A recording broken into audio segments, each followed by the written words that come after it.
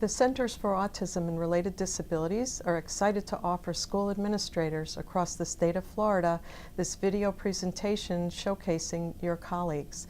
They will offer their perspectives on the role of administrators in creating a welcoming environment for all students and a culture of inclusion. The accompanying administrator guide will assist you to learn about students with autism spectrum disorder and how you can best serve them in your schools.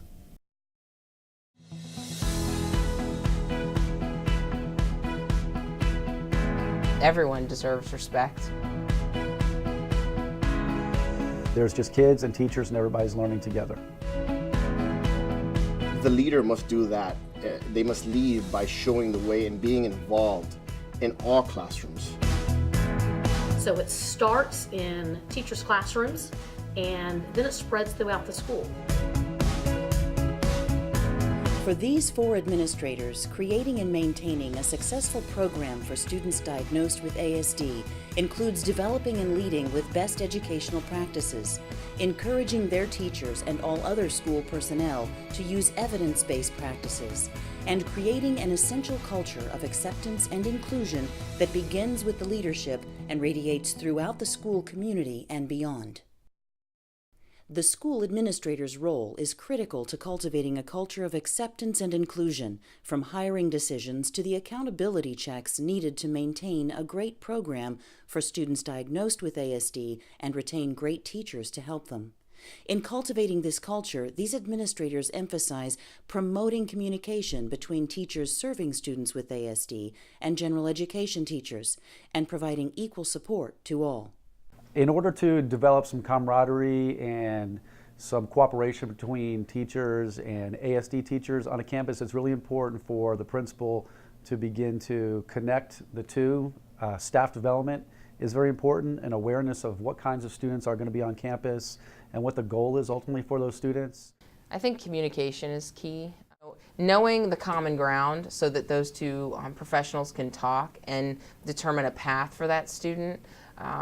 That has been, I've seen here, that's been the biggest thing that you have to overcome and work into. In order to foster a culture of acceptance, the leader must do that. They must lead by showing the way and being involved.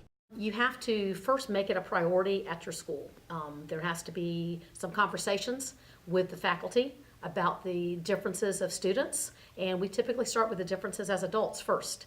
And everybody has to take ownership. So it starts in teachers' classrooms and then it spreads throughout the school. My biggest piece of advice is support those programs just like you would support any other.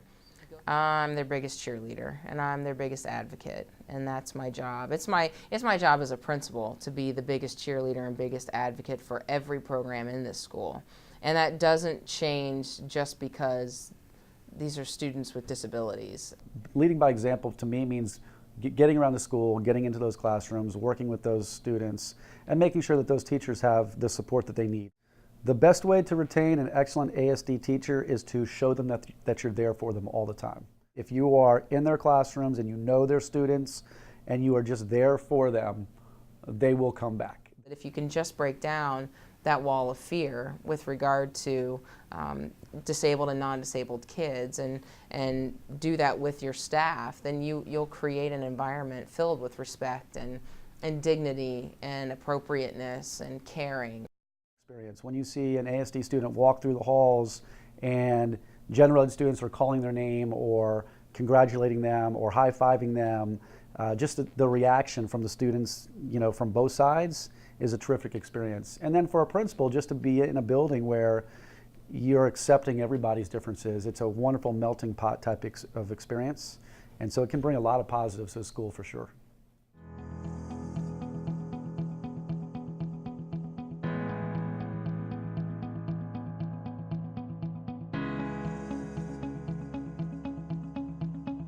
The administrator's role in ensuring that all students reach their individual potentials requires implementing and monitoring best educational practices, such as classroom walkthroughs, listening to their teachers, and identifying each student's individual needs.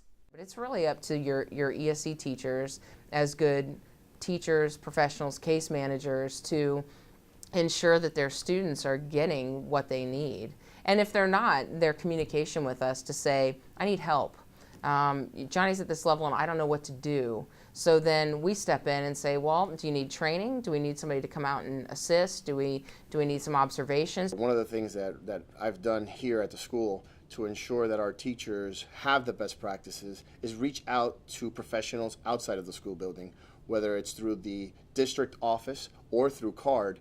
We ask those professionals to come into the building and sit with the teachers and review what they're doing and what they can do to improve their practice. When I do a walkthrough in my classes, I look for one thing automatically, and it's always engagement. And it'll be different from class to class.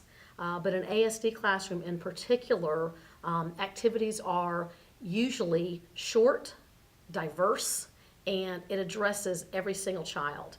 And I look to make sure a teacher has a well-planned lesson. That's always a priority. You want to make sure teachers are being creative in their instruction and they're offering the same type of best practices within their room that the other teachers are doing in the general classrooms. I shouldn't walk into an ASD classroom and for the most part, maybe everyone, it seems like they're on the same lesson, but I should be able to walk around and see a differentiation based on what I know about the kids and what their levels are with regard to what piece of that lesson they are doing.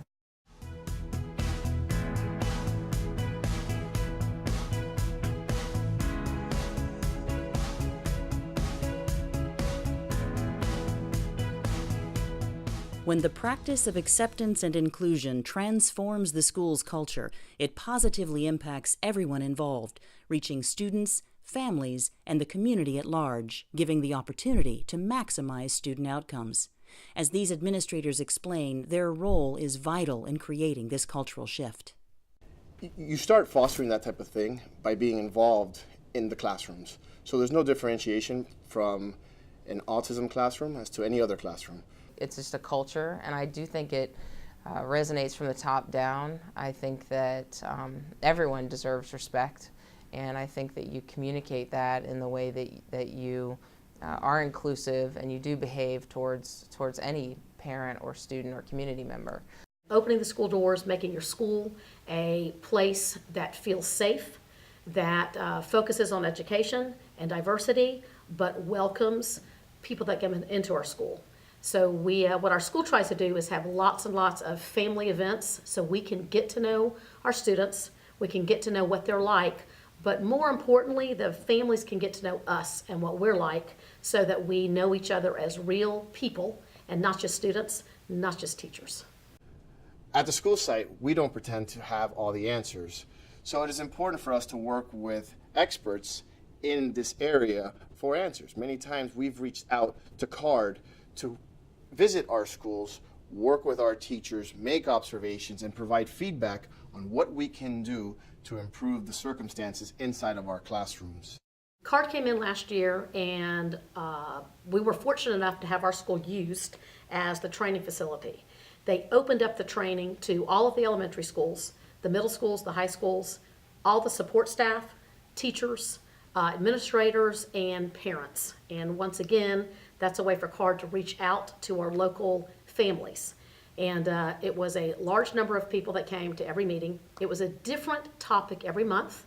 People knew what the topic was going to be before the training so they could decide if it was pertinent to them coming. And it always focused around how to support ASD students and the families. It is also very beneficial to do that because parents see that the schools really are looking out for the best interest of their child and finding answers to any of the questions we may have. My job is to make our school a safe place to walk into, a welcoming place, but a place that is obviously open to diverse families, diverse students, diverse faculty and staff. Teachers are here because they love students, and all students need to be loved by good teachers. And so really, if you're doing it the right way, you don't even know that you have an ASD program in the building. There's just kids and teachers and everybody's learning together.